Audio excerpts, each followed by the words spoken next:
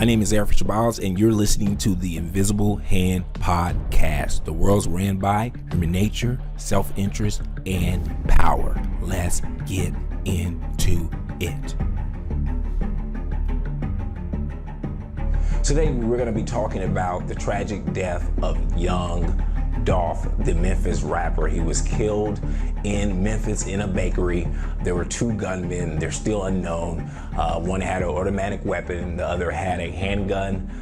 They're able to spud off, but it's a very, very tragic thing. But in this video, we're going to talk about what we need to learn, specifically African Americans in the African American community, from another senseless tragedy. Another rapper, another entertainer is dead and gone, and I want to talk about some of the lessons and takeaways. Now, before I do that, I do want to give a disclaimer. This is in no way blaming young Dolph for his death. I am not attacking young Dolph. I'm only interested in us learning from what happened, learning from another tragedy and some of the things that could potentially have led up to this happening. Now, we don't have all the facts, and I'm not saying this is what caused it. And like I said, I am not blaming young Dolph. I'm not saying that he was responsible. I have heard a lot of good things about young Dolph, coming from the streets of Memphis to becoming a millionaire, to getting his own record label, to giving back to the community. So we're not here to attack him. We're here to look at our overall culture that's causing these issues in our community. So do not get emotional and misdirect this toward young Dolph. It's directed toward us, the citizens, African Americans of this country, who not only listen to this music, but not all of it. We're not attacking all of hip hop either, and support this stuff that's leading up to these tragedies. So first thing I want to talk about is, why is this happening, right? You had XXXTentacion, he was killed. You had young Dolph was killed. You had Nipsey Hussle, who was killed. And then there's countless other people who have died under the guise of hip hop. Now, I don't blame hip hop, but hip hop is the facilitator of these deaths because it is street culture, which majority of hip hop is basically driven off of. A lot of these guys come from the streets. If they didn't come from the streets, they are perpetuating street culture in their music and living it out in their music. And then ultimately that street culture is spilling over into the real world where they're getting killed. And you're thinking, this person's a rapper, why is he dead? Because his rapping and his street life did not go away when he became an entertainer and a rapper, and it's leading up to a lot of artists dead. Now, let's first deal with the first point. And I'm going to tell you all 3 points I'm going to make for you to understand what's to come in this video. First of all, the internet has made you reachable. I want people to understand that. We're going to go over the details of that. Also, this is the 48 laws of power, number 1. Never outshine the master. We're going to get into that in a second. And lastly, how you make your money matters. And this is where we need to take responsibility as a community, whether you're a rapper, whether you're somebody supporting the music, it doesn't matter. Certain elements of the music is things that are perpetuating really bad things that are not good for the long term for African Americans, or really a lot of people in America in general. Okay, so let's first start with the internet have made you reachable. First thing I want to say is, being a celebrity today makes you the prey, not the predator. The prey, not the predator. Now, let's look at why the internet has changed the game for people who are famous. If you're well known, you're the prey. You're no longer the predator. The masses are the predator and you are the prey. Look at the Me Too movement. If you're a major star, if they find anything on you, any person, no matter where they're at now, how small they are, no matter how much money they got, can jump on social media and get enough views to take you down, whether it's true or not. It could cost you millions of dollars, it can cost you endorsement deals, or it can cost you your life.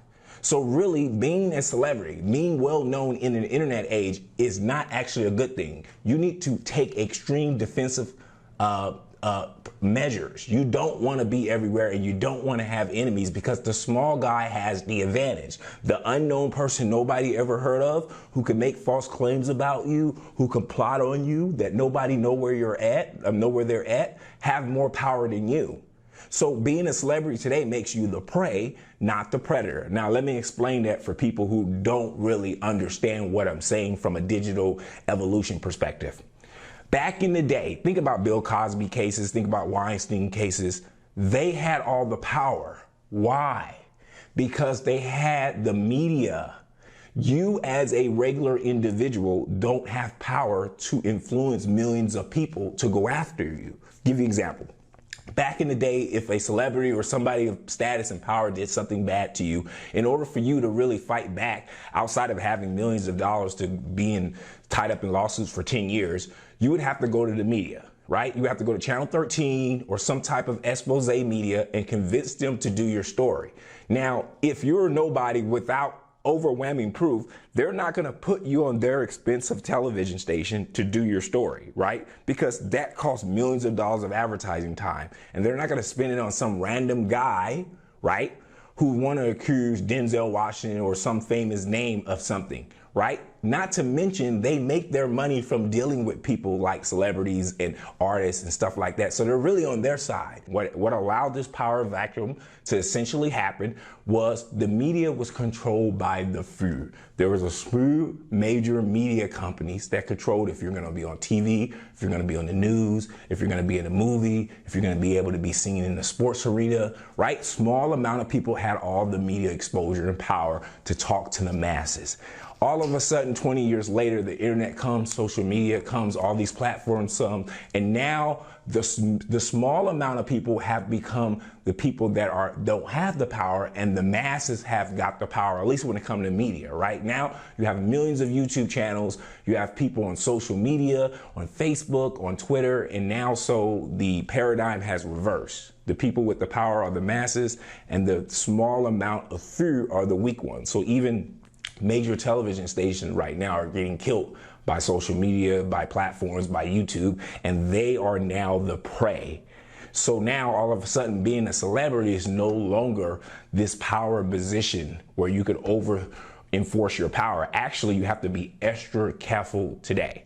Now, why is this relevant? Well, this is relevant because if you think about what happened to young Dolph, there's two things that happened.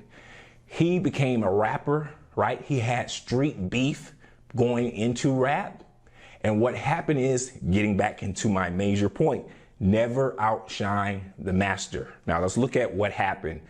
Young Dolph has had attempts on his life more than once. One time, I think he got shot and ended up having surgery. Second time, they tried to shoot up his SUV, over 100 shots. He didn't get hit. And then shortly after that, he made a video essentially called 100 Shots, where he's literally taunting the people who are trying to take his life, like, you can't get me, right? Remember I told you the 48 laws of power, never outshine the master. In this case, you would think young Dolph is the master, right? He's the celebrity with millions of dollars, everybody knows his name, and he's shitting on these people who try to take his life publicly. Well, actually, in this case, in this reverse world, you are not the master. The masses are the master. And what you have done is, after getting your life attempt, you basically have taunted somebody that the public does not know, who has anonymity. You're publicly seen and you're in multiple places, and they're just plotting, waiting to get you and catch you slipping. And what you did was outshine the master. You made a video basically bragging about them attempting to hit you with 100 shots. What do you think these people probably did when they saw this video? All you did was threw fuel on the fire. Now, I do want to say this again. This is just to learn a lesson. I'm not saying this is particularly the reason why young Dolph was shot and killed. I'm just saying, if those people are still alive and you made that video, all that did was threw fuel on the fire. And if you think about it today, back in the day when there was no media around, when there was no YouTube, where you could throw a video up really quick, those people, young Dolph probably would not have been able, because of the money it cost to shoot a video, to put that video out. But now, where it's cheap media, you're able to put out a video, Worldstar, that has 95 million views right now, that is eventually going to make it back to those people who were aiming at young Dolph's life. And all it did was threw more fuel on the fire. You outshined the master, meaning that in this case, the people gunning for his life is the master, because they have the leverage. They're the one looking to kill him. They're the one that nobody knows who they are. Young Dolph is publicly visible. Basically, it's through social media and phones, he's publicly making himself visible through charities, through the community, and they can see where he's at any time. They could easily have somebody say, yo, young Dolph is here, text him, and they can show up and shoot him, right? So in many ways, the person who's unknown, the smaller person that's unknown, is the master in this situation. And you outshine the master by stunning on him. Not only that, but you're running around your hometown knowing you got a price on your head, publicly open, stunting. You're outshining the master. You're letting him know, I'm not worrying about you. I'm tunning you. Matter of fact, I'm gonna make a music video called 100 Shots where I let the whole world know. And so all of that person's friends and associates who know that they got beef with you are watching that video and telling them, damn, this nigga's acting a fool. This nigga's saying you ain't shit. And so what you're doing, essentially, we're just talking about how the world works and the laws of power and human nature. This person's ego is burning, right? Because you have to understand that when you're a big public figure who's making it, who's famous, and you have an enemy, more you shit on that smaller guy, he has less power to match your energy. So his reaction is going to be even more aggressive than yours, because he's looking at it like, you have all the power in the world. You have the fame, the power, the clout, and you're shitting on me in front of everybody. And the only way I can match what you have, that clout and all of that, is to do something at that level. So yeah, you're famous, but I'll kill you. Now he can match your clout. Hey, he's rich and famous and everybody knows his name, but I killed him. I'm better than him. That's how he matches you. And so by playing this game of power, by knowing you have a price on your head and making these type of videos, and he's not the first to do this.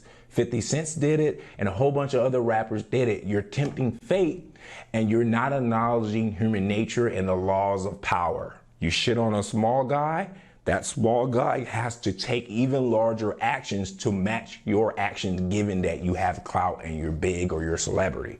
And that's the power game you're playing. There's a power differential when you're shitting on the unknown guy without clout. And he has to balance that power differential by doing something very, very aggressive. So his friends and the people around him know that he's not going to be shitted on by this person that everybody knows. So he's forced to act with concurrent power and actually take your life. Hey guys, we're going to do a quick word from our sponsors. Don't forget to like and subscribe, and we'll be right back. The future of legal betting is finally here. Place a bet using Bitcoin right over the phone. Unlike traditional gambling sites, every bet you make with us is guaranteed a 50% probability of winning. All of our bets are one-on-one against a real person and never the house. We offer some of the most unique bets in the industry. Bets like, will LeBron James win his 5th NBA title? Will Joe Biden be elected for a second term? Will Tesla be worth $1 trillion by the end of 2022? You can bet on if it'll rain tomorrow. You can literally bet on any future event. Text the phrase I bet to the number on the screen, and I'll reply back with a list of all of our available bets. Again, text 323-536-2313. Again, text 323-536-2313 today. So this is something that a lot of African American men need to understand, and I want to get to my most important point of all. And like I said, I'm not necessarily blaming young Dolph for his death. I'm not even saying it's his fault. I'm not even saying that scenario I just gave you led up to it. I'm saying that it's very likely that it can. But here's where one of the big issues come in. How you make money matters. Now, I'm not judging all of hip hop. I'm not saying all of hip hop is bad, but I want you to walk through a thought experiment with me. Most of hip hop and rap is driven by street culture, at least today or in the last 30 years. Okay? Majority of street culture is driven by young men, a lot of African Americans, but let's just focus on our community right now. Young African American men that come from single parent homes. They're the biggest players in street culture. That means that after high school, they're more likely to be still running the street as opposed to going to college and settling down with a job. So a lot of street culture is driven by young black men. A lot of those young black men who are participating in basically being molded in street culture, right? We're only focused on the African American community right now, coming from single parent households. What is the #1 goal of a young man? To become a man. The entire process of the street culture is based around proving that you are a man. Think about some of the most important tenets of street culture. Don't snitch. Show respect. These are the highest tenets of street culture, but really, if you think about it, these are the highest tenets of being a man in general. Not the don't snitch part, but show respect, right? Show respect, give respect, get respect. I'm a man. These are young men, right? These are young men who are trying to become men, and they doing it through the eyes of in the streets with no fathers at home, right? Now, you have an entire music industry, if you think about it, entire music industry that's profiting off these young men who are trying to prove their manhood, right? You have record execs, they're usually Jews and whites who really control record companies. They give them money to back them. They allow them to make a whole bunch of music. A lot of the music, not all of it, but a lot of this music is not music you can pass down generation to generation and create generational wealth.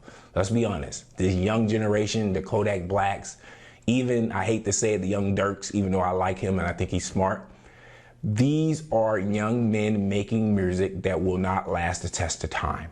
It'll be around as long as they're around, and then it won't be around anymore, right? These are not classic music that's going to last the test of time.